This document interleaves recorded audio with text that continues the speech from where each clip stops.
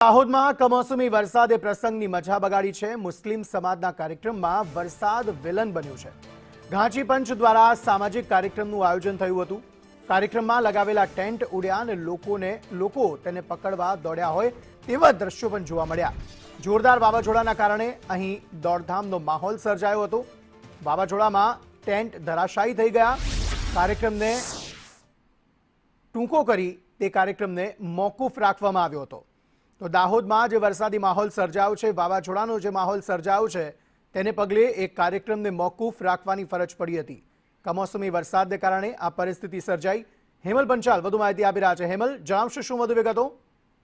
ચોક્કસ, કેમ કે દાહોદની અંદર જે આજે વહેલી સવારથી જ વાતાવરણની અંદર અચાનક પલટો આવ્યો હતો, તેને લઈને ક્યાંક નુકસાનના દ્રશ્યો પણ સામે આવ્યા હતા અને ક્યાંક લગ્ન સરાની સિઝનમાં પણ વરસાદ જે છે વિઘ્ન બન્યું તેવા દ્રશ્યો સામે આવ્યા છે। સુખસર ખાતે મુસ્લિમ સમાજ દ્વારા લગ્ન યોજવામાં આવ્યા હતા, જેની અંદર વાવાઝોડું વિઘ્ન બન્યું હતું। મુસ્લિમ સમાજ દ્વારા ઘાંચી પંચ દ્વારા સામાજિક કાર્યક્રમનું આયોજન થયું હતું, તેની અંદર વાવાઝોડું આવતા ત્યાં બાજુ લગાવેલ ટેન્ટ પણ ઉડ્યું હતું। એ ટેન્ટને પકડવા માટે લોકો દોડ્યા પણ હતા તેવું દ્રશ્યો પણ સામે આવી રહ્યા। જોરદાર વાવાઝોડાને કારણે અફરાતફરીનો માહોલ પણ સર્જાયો હતો।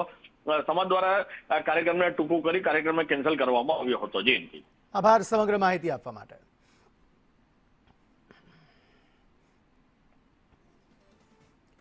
તો આ પરિસ્થિતિ અહીં સર્જાઈ છે। વાતાવરણમાં પલટાના કારણે જોરદાર પવન ફૂંકાઈ રહ્યો છે, વાવાઝોડા જેવી સ્થિતિ છે અને તેને પગલે આખો ટેન્ટ જે છે તે ઉડ્યો હતો। કેટલાક જે લોકો છે એ ટેન્ટ ઉડે નહીં, તૂટી ન જાય તે માટે તેને બચાવતા પણ જોવા મળ્યા હતા, પરંતુ પવન એટલો જોરદાર ફૂંકાયો કે આખો ટેન્ટ જે છે તે ધરાશાયી થઈ ગયો અને તેના કારણે આખો જે કાર્યક્રમ હતો એને ટૂંકાવવું પડ્યું અને જે કાર્યક્રમ છે તેને મોકૂફ રાખવાની ફરજ પડી હતી। ભારે પવનના કારણે અહીં ટેન્ટ ઉડ્યા હતા। જોરદાર વાવાઝોડાના કારણે દોડધામનો માહોલ સર્જાયો હતો। કમોસમી વરસાદે આખા પ્રસંગની જાણે મજા બગાડી હોય તેવી સ્થિતિ સર્જાઈ। મુસ્લિમ સમાજના કાર્યક્રમમાં આ પરિસ્થિતિ સર્જાઈ હતી।